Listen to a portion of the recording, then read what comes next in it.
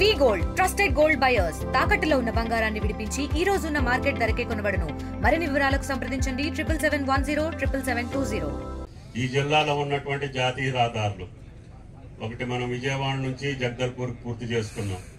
ఇంకోటి కొత్తగూడెం నుంచి హైదరాబాద్ పనులు నడుస్తుంది. సూర్యాపేట ఖమ్మం అయిపోయింది.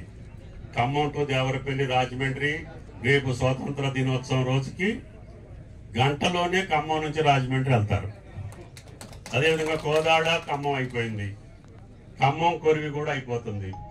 ఇంకొకటి 2-3 ఉన్నాయి. అవి కూడా గడ్కరీ గారితో మాట్లాడటం జరిగింది. నేను వెంకటరెడ్డి గారిని కూడా పంపించాను.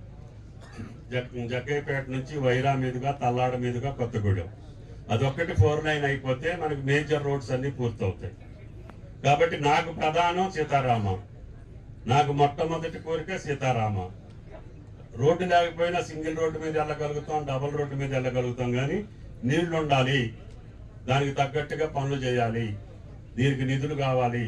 అట్ని సమకూర్చుకొని ముఖ్యమంత్రి గారి సహాయ సహకారాలు తీసుకొని ఈ జిల్లాని ఈ 4 సంవత్సరాల్లో కలెక్టర్ కొత్తగూడెం జోలూరుపాడు టన్నెలు ల్యాండ్ ఎక్విజేషన్ ఫారెస్ట్ క్లియరెన్స్ అది అయిపోతే పాలేరుకి వెళ్తాయి.